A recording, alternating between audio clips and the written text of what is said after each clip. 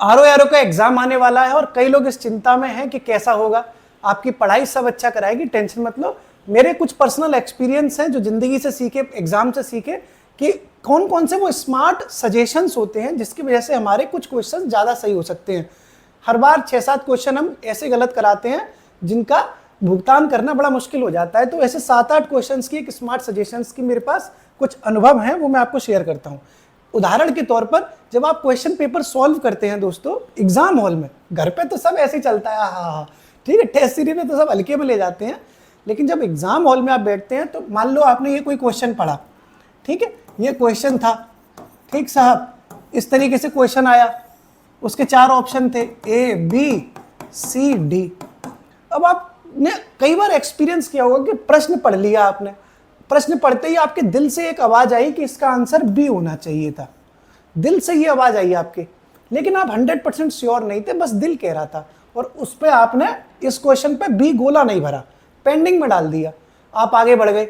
और उसके बाद हो सकता है कि दोबारा जब आप क्वेश्चन पेपर पढ़ो, एक बार पढ़ने के बाद दोबारा पढ़ो, तब आपको बी की जगह सी लगने लगेगा इसका आंसर। पहले आपके दिल ने बी आवाज दी थी, बाद में आपका दिमाग बोल रहा है बी नहीं सी लगाते हैं, और गोला भरते वक्त, OMR में गोला भरते वक्त आप बी नहीं लगाते, सी लगाए आते हैं, सी का गोला भर आते हैं। और उसके बाद जब आप घर आ जाते हैं और उसके बाद जब आंसर की आती है तो आपको पता चलता है कि इसका आंसर बी ही था। ऐसा दोस्तों कई लोगों के साथ होता है, मेरे भी साथ होता था, आपके साथ भी हुआ होगा। तो मेरी बस आपसे ये स्मार्ट सजेशन की पहली जो ओपिनियन है वो यही है कि आपके दिल ने अचानक से जो आवाज़ दी थी कि इसका आंसर बी हो रहा है, तो आप इसको पेंडिंग में भले ही रख लेना, लेकिन दिल की सुनते हुए इसका आंसर बी ही लगाना। मतलब जो आपके दिल ने कहा, आपका आंसर ए, दिल कह रहा है ए लगाने का तो ए लगाना, डी कह रहा है तो डी लगाना, लेकिन दिल की कुछ सवालों में अपने दिल की सुन लेना।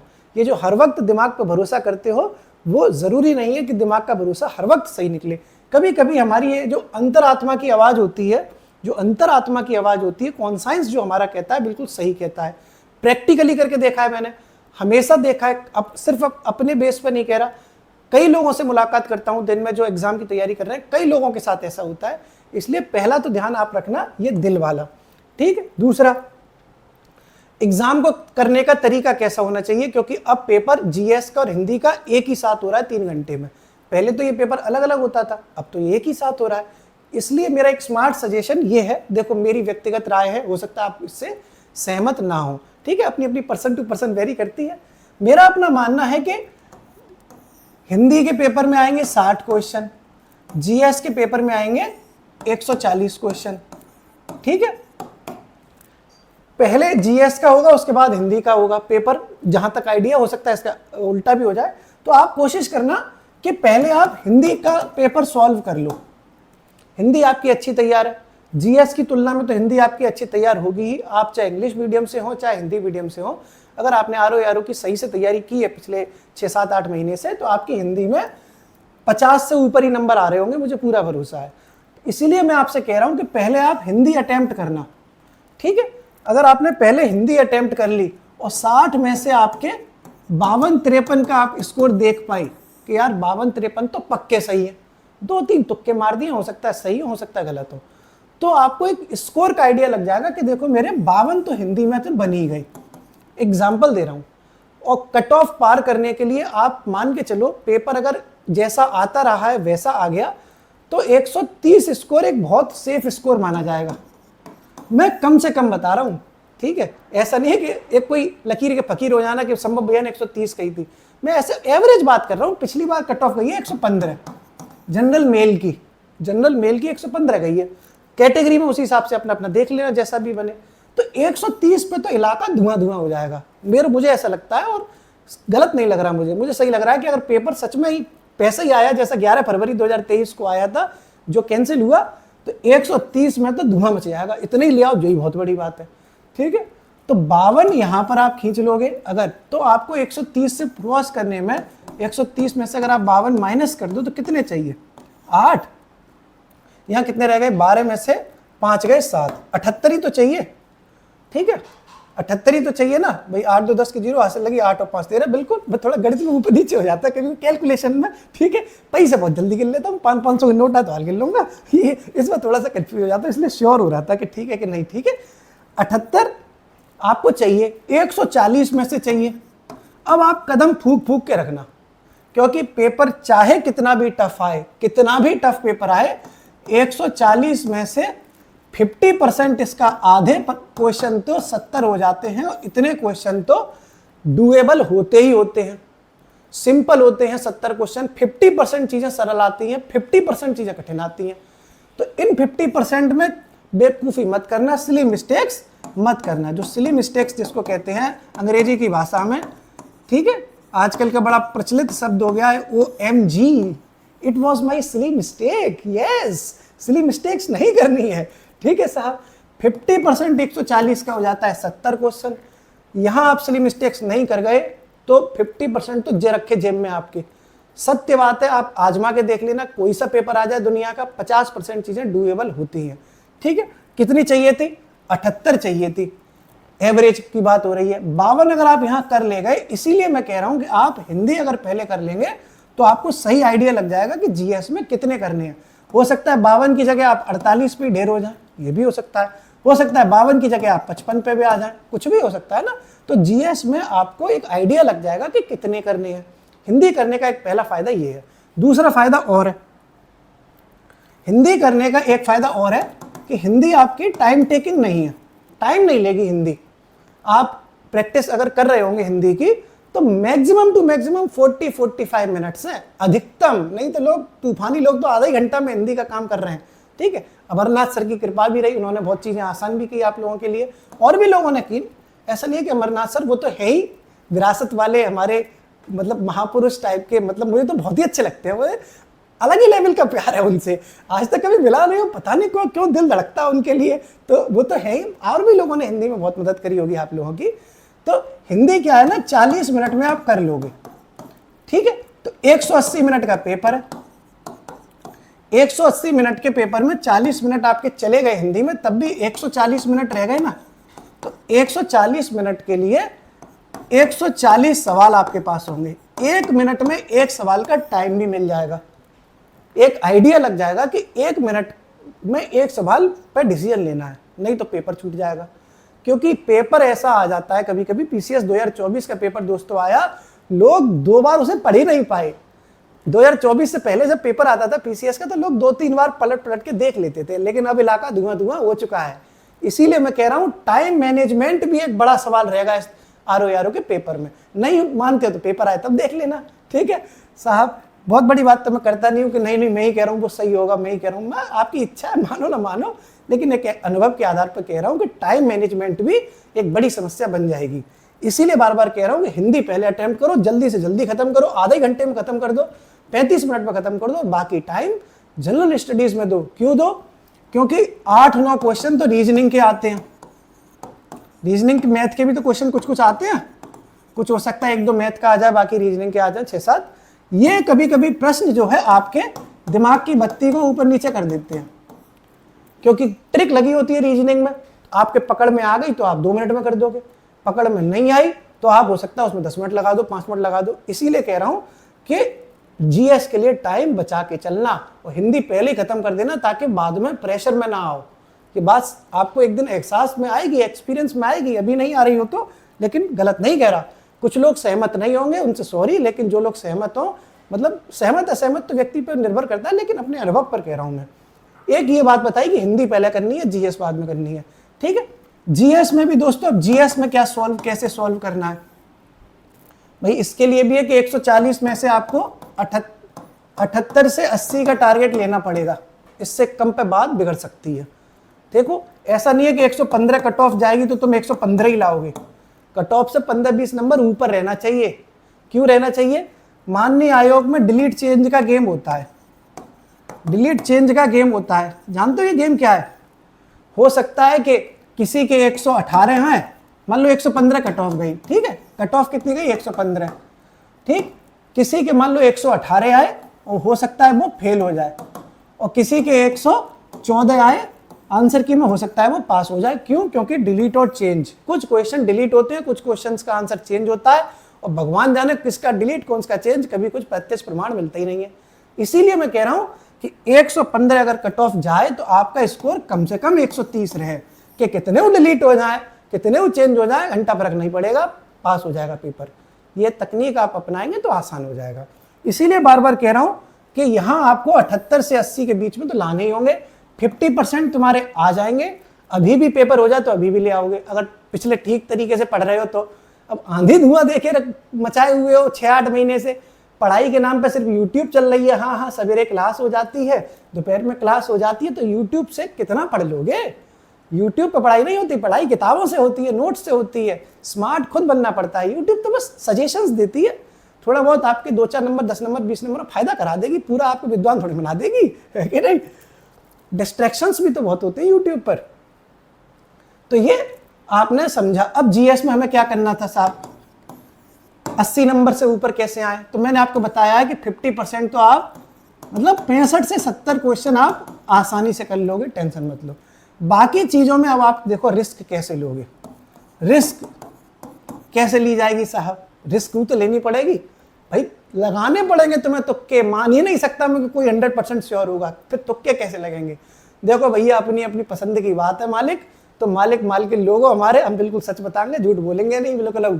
ठीक है, 50-50 वाले में 50-50 जो लगे हैं उनमें रिस्क लेना, आंख बंद करके, दिल पे हाथ रखना, ए या बी या सी, जिसमें तुम्हें लग रहा है। मान लो ए बी में लग रहा है तो भगवान का नाम लेना, ए लगा देना, बी लगा देना, जो लगा देना, जो तुम्हारा दिल करे, क्योंकि 50-50 में तो तुम्हें रिस्क लेनी ही पड़ेगी। ठीक है साहब, एक तुम्हारी रिस्क ये है कि 50-50 में लेना। एक रिस्क और है दोस्तों, जो मुझे पर्सनल एक्सपीरियंस पे, हम पिछले 2 महीने से यूट्यूब पर, ढाई महीने से यूट्यूब पर लगे पड़े हैं, दिन रात एक कर रखी है हमने इसी चक्कर में। नौकरी तो चल ही रही है, लेकिन जब जो रात होती है वो इसी में जा रही है। उसके बेस पे एक एक्सपीरियंस निकाला बहुत तगड़ा, वो सुनो। क्या? 2 स्टेटमेंट वाले कुछ क्वेश्चन होते हैं। ऐसा आयोग आता है क्वेश्चन कि फलान, ये कोई स्टेटमेंट हो गया साहब, फलाने के संदर्भ में निम्न में से कौन कौन से कथन सत्य हैं। अगर 2 स्टेटमेंट है तो 75% बार ऐसा हुआ दोस्तों, झूठ नहीं बोल रहे, प्रत्यक्ष प्रमाण है, देते नहीं है, क्योंकि फालतू में क्या जरूरत है, भरोसा हो मानो, तुम ना भरोसा मत मानो। 75% केसेस में, 100% नहीं, 100% में नहीं, 75% केसेस में कमीशन ने दोनों स्टेटमेंट सही माने हैं, निकाल लिया हमने पिछले 25 साल के 2 स्टेटमेंट वाले क्वेश्चन निकाले। 2005 से लेके 2005 से पहले ऐसे क्वेश्चन आते ही नहीं थे ज्यादा, 2 स्टेटमेंट वाले। ठीक, 2005 के बाद एक आध आना शुरू हुआ, और 2015-16 के बाद ज्यादा आने शुरू हुए, और 2018 से तो ये ऐसे क्वेश्चनों की संख्या बहुत हो गई। तो ज्यादातर यानी 75% केस ऑलमोस्ट में कमीशन ने दोनों स्टेटमेंट सही माने। तो देखो, ये बात गारंटी के तो साथ नहीं कह सकता, लेकिन इस बेस पे कह सकता हूं कि ज्यादातर क्वेश्चंस में, चाहे बात पीसीएस 2024 की भी हो, स्टेटमेंट वाइज जितने क्वेश्चन आए उसमें से सब तो नहीं, लेकिन 72-73% क्वेश्चन, 72% की बात हो रही है, 72 क्वेश्चंस की नहीं, 72-73% क्वेश्चंस में भी दोनों स्टेटमेंट सही थे। पीसीएस 2024 में भी ऐसा ही आरओ के पेपर में भी हुआ, उसमें भी ज्यादातर क्वेश्चन दोनों स्टेटमेंट सही थे। तो दोस्तों, अगर दोनों स्टेटमेंट वाले क्वेश्चंस तुम्हें ना आ रहे हो, मैं गारंटी नहीं दे रहा हूं, बाद में तो मुझ पर चिल्लाओ, कुछ भी हो सकता है, मैं सिर्फ अभी तक का जो आयोग का, माननीय आयोग का जो इतिहास रहा उसके बेस पे बता रहा हूं कि अगर लग रहा हो कि भाई जीएस में नैया पार हो गई है, नैया पार हो गई, 85 कर दिए, तो रिस्क मत लेना। और जीएस में नैया तुम्हें डूबती हुई दिखाई दे कि नैया डूब रही है, इतने में तो होगा ही नहीं, पता चला 60 ही पहुंच पा रहे हैं जीएस में, या 55 ही पहुंच पा रहे हैं जीएस में, तो रिस्क लेके दोनों स्टेटमेंट सही मानते हुए लगा देना, क्योंकि 55 पे तो वैसे ही काम खराब होना था, हो सकता है एक उम्मीद के ब्याज पे कुछ आपका अतिरिक्त लाभ हो जाए आपको। ठीक है, तुक्का मत लगाना कि इसका केवल 1 सही लग रहा है, इसका केवल 2 सही लग रहा है, ज्यादा मत खेलना। बस एक चीज कहूंगा कि कुछ वर्ड होते हैं जैसे केवल, एक्सट्रीम वर्ड जिसको कहते हैं ना, किसी स्टेटमेंट में केवल लग गया हो, या किसी स्टेटमेंट में ही लग गया हो, ही कि उसका ही हो सकता है, मतलब ये एक्सट्रीम वर्ड है। ठीक, इसी तरीके से कोई और भी आपको ऐसा शब्द लग रहा हो, अनिवार्य, एक शब्द होता है अनिवार्य, कंपलसरी, कि अनिवार्य रूप से यही करेगा। ऐसे स्टेटमेंट प्रोबेबिलिटी में गलत होते हैं। एक्सट्रीम वर्ड जहां जहां आपको दिखेगा, चाहे यूपीएससी हो, चाहे स्टेट पीसीएस हो, आरओ हो, कोई पेपर हो, एक्सट्रीम वर्ड 80% केस में, 100% नहीं लेकिन 80% केसेस में ये स्टेटमेंट गलत होते हैं। ठीक है, इस तरीके से आप रिस्क ले सकते हो। हमने अपना एक्सपीरियंस बताया, अपनी पूरी टीम का एक्सपीरियंस बताया। जो जिन्हें ये बात बुरी लग रही हो मैं उनसे माफी मांगता हूं, लेकिन अनुभव के आधार पर ये मैंने जो सीखा वो आपको बताने की कोशिश करी। मानना ना आपकी इच्छा है, ठीक है, क्योंकि बात सच है, प्रमाण है। आप पेपर उठा के देख लो पिछले 25 सालों के, दोनों स्टेटमेंट ज्यादातर सही माने कमीशन ने, क्योंकि उनको भी लगता है कि अगर कोई स्टेटमेंट गलत करेंगे तो उसकी व्याख्या देनी पड़ जाए, हो सकता है जो भी हो, जैसा भी हो। यूपीएससी में ऐसा नहीं होता, आईएएस की परीक्षा में दोनों स्टेटमेंट ज्यादातर सही नहीं माने जाते, लेकिन स्टेट पीसीएस ने माने हैं।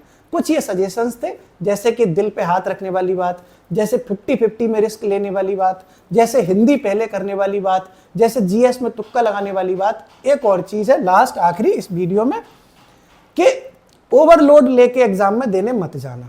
जैसे 2 तरह के अप्रोच होती हैं, 2 टाइप्स ऑफ अप्रोच होती हैं। अप्रोच से मतलब दृष्टिकोण, पेपर देने का दृष्टिकोण। ठीक है, मैं अपने पर्सनल एक्सपीरियंस पे बता रहा हूं, मेरी पूरी टीम का एक्सपीरियंस है। हमने कई सिलेक्शन लिए, हमारी पूरी टीम ने, मैंने भी लिए और भी लोग लेते हैं। आप 80% पढ़ के जा पाएंगे, इससे ज्यादा पढ़ के जा ही नहीं पाएंगे, और रिवीजन तो आपका और ही कम हो पाएगा, यानी 20% आपका छूट जाएगा। लास्ट टाइम पे आपको लगेगा ये भी नहीं आता, ये भी नहीं आता, ये भी नहीं आता। 80% ही आप पढ़ पाएंगे, उसमें भी आपको ऐसा लगेगा कि 80% में भी छूट गया। अब आप पेपर देने जा रहे हैं, साहब लाइन में लग गए, एडमिट कार्ड की कॉपी, एडमिट कार्ड चेक हो रहा है, चेकिंग चल रही है साहब। अब आपके दिमाग में चल रहा है कि मुझे तो कुछ आवत ही ना है, मतलब मुझे तो कुछ आता ही नहीं है। ठीक है, हम आगरा से हूँ तो मेरी वही लैंग्वेज रहती है, मैं कोई बहुत पढ़ा लिखा आदमी तो नहीं, अपने देसी हमारा आदमी हूँ, तो ठीक है, मतलब एग्जाम में सिलेक्शन हो गए वो तो उसका मतलब पढ़े लिखे थोड़े हो गए, दिल तो वही है गाँव वाला, है कि नहीं। तो अब आपके पास जो एटीट्यूड होना चाहिए भाई साहब या बहन जी, कि आप ये मान के चलो कि मैं 80% पढ़ के गया हूँ।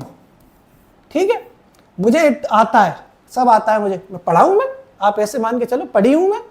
पिछले 1.5 महीने से किताबों के साथ मैंने खूब मोहब्बत की है, मैंने खूब चीजें सर्च की है, मैंने शॉर्ट ट्रिक भी देखी है संभव भैया की, चीजें फंसेंगी। मान के चलना कि आपको आता है। कॉन्फिडेंस, हाउस द जोश हाई सर। ठीक है, ज्यादा मतलब कॉन्फिडेंस ना आ रहा हो तो 2-4 सेंटा फ्रेश खा लेना सुबह ही सुबह। ठीक है, तो कॉन्फिडेंस का सारा खेल है।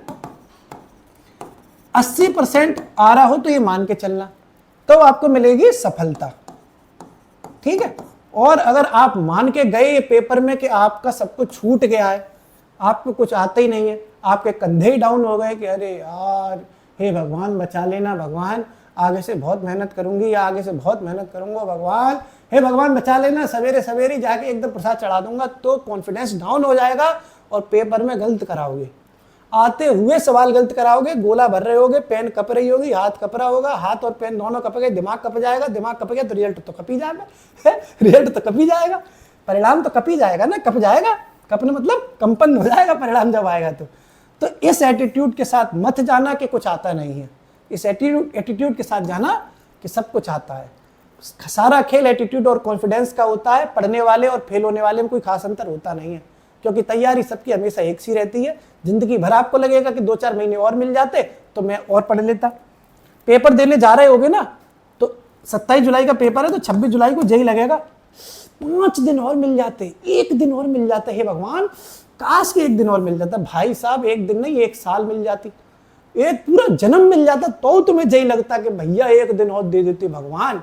इसलिए टेंशन लेनी नहीं है, कॉन्फिडेंस के साथ जाना। इतनी जो स्मार्ट सजेशंस बताए हैं वो एक जगह लिख लो। कौन कौन से बताए कि हिंदी पहले करनी है, टाइम बचा के हिंदी में जितना स्कोर आए उस हिसाब से देख लेना कि जीएस में कितना करना है। ब्लाइंड रिस्क लेनी नहीं है, दिल की आवाज को सुनना। जो बताया था कि दिल कह रहा है ए लगाना था बी लगाया है, या बी लगाना था सी लगाया है, ऐसी चीजें समझाने की कोशिश करी। आप स्वतंत्र हैं अपने निर्णय के लिए, मुझे बाद में गाली मत देना, मैंने अपना एक्सपीरियंस बताया है। आप गाली देंगे तो क्या फर्क ही पड़ जाएगा हमें, लेकिन बातें गलत नहीं कही है, आप इस बात को समझने की कोशिश करना। शुक्रिया।